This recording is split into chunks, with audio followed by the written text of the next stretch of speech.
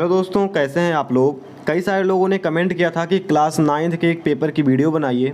तो आज की वीडियो में हमारे पास है यूपी बोर्ड क्लास 9th के सोशल साइंस यानी कि एसएसटी का मॉडल पेपर। और ये पेपर सरस्वती विद्या मंदिर इंटर कॉलेज के एनुअल एग्ज़ाम 2022 का है। तो इम्पॉर्टेंट पेपर हो सकता है आप लोगों के लिए, तो आप वीडियो पूरा जरूर देखिएगा। चलिए शुरू करते हैं।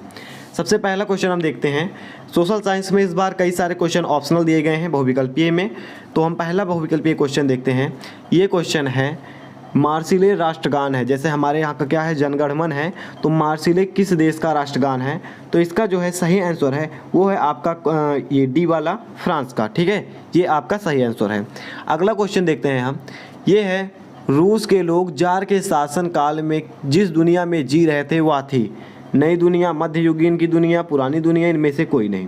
तो कौन सी दुनिया थी, इसे आपको कमेंट करके हमें बताना है। अगला क्वेश्चन है तीसरा, भारतीय वन सेवा की स्थापना करने वाला था, यानी किसने की थी। तो ब्रैंडिस ने भारतीय वन सेवा की स्थापना की थी।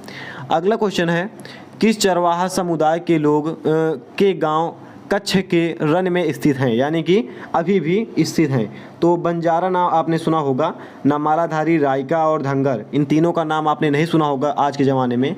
तो बंजारे जो है वो अभी भी स्थित हैं कच्छ के रन में। अगला क्वेश्चन हम देखते हैं। अगला क्वेश्चन आपको नेक्स्ट पेज पर मिलेगा। ये क्वेश्चन है बाड़ाबंदी आंदोलन चला था। तो बाड़ाबंदी आंदोलन आपका चला था इंग्लैंड में। अगला छठा क्वेश्चन देखते हैं। छठा क्वेश्चन है थार का मरुस्थल किस राज्य में स्थित है। तो इसे आप गेस करके बता सकते हैं। देखिए, जो मरुस्थल है यानी रेत, वो बहुत ज़्यादा होती है राजस्थान में। तो इसका आंसर भी हो जाएगा राजस्थान में, क्योंकि राजस्थान में मरुस्थल बहुत ही पाए जाते हैं। अगला क्वेश्चन देखिए, बागानी फसल है, चावल आपके यहाँ हो जाता है, गन्ना भी हो जाता है, गेहूँ भी हो जाता है। इसके लिए हमें सिंपल ज़मीन की आवश्यकता पड़ती है, किसी बागानी ज़मीन की आवश्यकता नहीं पड़ती है। लेकिन चाय जो है, चाय एक ऐसी चीज़ है, अगर आप इसे सिंपल बोएंगे तो ये सड़ जाएगी। आपको इसके लिए ढालदार बागानी ज़मीन चाहिए। अगला क्वेश्चन देखते हैं हम। भारत के सबसे उत्तरीय अक्षांश है। तो भारत का सबसे उत्तरीय अक्षांश है 37.6 डिग्री। ठीक है। अगला क्वेश्चन देखते हैं।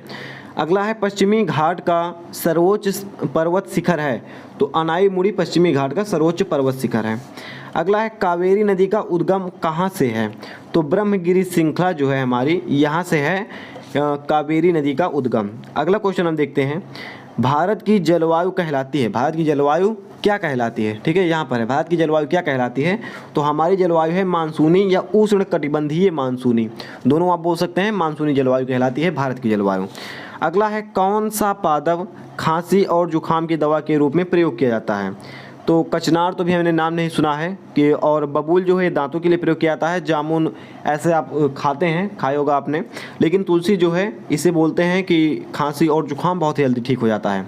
तो तुलसी पर आप टिक कर सकते हैं, जो है खांसी और जुखाम को ठीक करने की दवा के रूप में। अगला क्वेश्चन देखते हैं हम। ये क्वेश्चन है विभिन्न देशों की सरकार को ऋण देने वाली संस्था है। तो मेरे हिसाब से विश्व बैंक है विभिन्न देशों को ऋण देने वाली, यानी लोन जिसे आप बोलते हैं कि सबसे ज़्यादा लोन कौन सी बैंक देती है। अगला क्वेश्चन देखते हैं। किस देश के सांसद को या संसद को अब ये कवंगुओ रेमिनिन और दवाइयाऊ दाहुई कहा जाता है। तो इसका आंसर तो हमें नहीं पता है। अगर आपको पता है तो आप हमें कमेंट करके ज़रूर बताइएगा। फिर दक्षिण अफ्रीका के मंडेला की तुलना किससे की जाती है। तो इसको भी आप कमेंट कर सकते हैं। औपचारिक रूप से देश का सबसे बड़ा अधिकारी कौन सा होता है। तो अगर भारत में आप देखेंगे तो राष्ट्रपति है, विदेश में तो नहीं पता। औपचारिक रूप से देश का सबसे बड़ा अधिकारी राष्ट्रपति होता है। भारत के कुल कृषि क्षेत्र में कितने प्रतिशत भाग सिंचाई होती है। तो 28% होती है। तो लगभग 25% पर आप टिक कर सकते हैं। 28 कुछ प्रतिशत पर सिंचाई होती है। नगरीय क्षेत्रों में अधिकतर बेरोजगारी का प्रकार पाया जाता है, प्रच्छन्न, मौसमी, शिक्षित और इनमें से कोई नहीं। तो मेरे हिसाब से मौसमी बेरोजगारी आपको नगरीय यानी ग्रामीण में देखने को मिलती होगी। जैसे आप देखते होंगे कुछ लोग हैं, कुछ मौसम में कमाते हैं, कुछ मौसम में घर बैठ जाते हैं। तो जब वो घर बैठ जाते हैं तो बेरोजगार हो जाते हैं, यानी कि मौसमी बेरोजगारी ज़्यादा पाई जाती है। अगला देखते हैं हम। देश में प्रधानमंत्री रोजगार योजना प्रारंभ की गई, यानी कि देश में प्रधानमंत्री रोजगार योजना कब प्रारंभ की गई थी। तो सही आंसर है 1993 ईस्वी में। ठीक है, 1993, चौथा ऑप्शन है यहाँ पर आपको नहीं दिख रहा होगा, तो यहाँ पर आप देख लीजिए, ये है 1993 ईस्वी, इसी में प्रारंभ की गई थी प्रधानमंत्री रोजगार योजना। अगला क्वेश्चन देखते हैं, हरित क्रांति का मुख्य आधार क्या था? तो मुख्य आधार है उन्नत बीज, जिसे आप हाइब्रिड बोलते हैं। तो हाइब्रिड को लाया गया जिससे पानी कम लगता था और खाद कम लगती थी, कृषि उपकरण कम लगते थे। कम क्या लगते थे? मतलब हाइब्रिड बहुत ही जल्दी तैयार हो जाता है, अगर प्रतिकूल वातावरण है तब भी मतलब बहुत ही कठिनाई नहीं होती। लेकिन पहले क्या होता था, जब तक हरित क्रांति नहीं आई थी, ऐसे ऐसे हमारे पास बीज थे कि अगर मान लीजिए पानी नहीं बरसना है और अगर थोड़ा पानी भी बरस गया तो वो सड़ जाते थे, बहुत ही मतलब मुश्किल हो जाता था। ये आपके 20 क्वेश्चन थे, ये क्वेश्चन थे आपके बहुविकल्पीय यानी ऑप्शनल क्वेश्चन। इसके बाद देखिए कई सारे क्वेश्चन आपको दिए गए हैं यहाँ पर, कुछ क्वेश्चन को हम बोल देते हैं और ये ऐसे क्वेश्चन हैं अगर आप इन्हें नहीं भी पढ़ते हैं तो आप बनाकर बहुत ही आसानी से लिख सकते हैं। देखिए, वनों के संरक्षण के विभिन्न उपायों का संक्षेप में वर्णन कीजिए। तो वन को आप यानी पेड़ पौधों को कटने से कैसे बचा सकते हैं? तो इसमें एक चिपको आंदोलन भी चला था, उसको आप लिख सकते हैं उसके बारे में। और बचाने के लिए अधिक से अधिक आप पेड़ लगाएं, पेड़ को कम काटें, पेड़ से बनी हुई वस्तुओं को कम प्रयोग करें। ऐसे कई सारे मतलब ऑप्शन हैं जिससे आप इनको संक्षेप में वर्णन कर सकते हैं। घुमंतु कृषि वो होती है जो 3-4 साल या 2 साल के लिए कहीं किसी स्थान पर रहती है, वहाँ पर खेती करती है, उसके बाद फिर चली जाती है।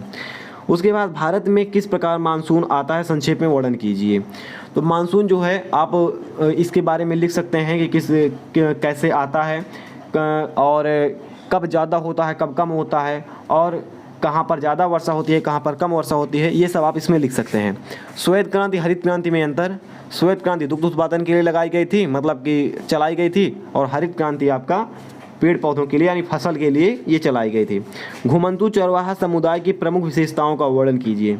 तो घुमंतु चरवाहा जो घूमते हैं, ऐसे आप बता सकते हैं और विशेषताएं आप लिख सकते हैं बनाकर। अगला देखिए, भारत में जनसंख्या का असमान वितरण का कारण क्या है?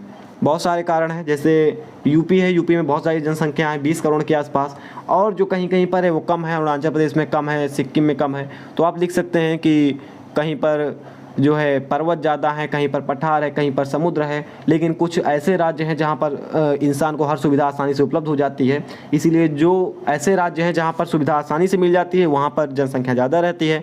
जहाँ पर इनको अच्छे से खाने पीने की सामान या सुविधाएं नहीं मिलती हैं वहाँ पर जनसंख्या कम रहती है।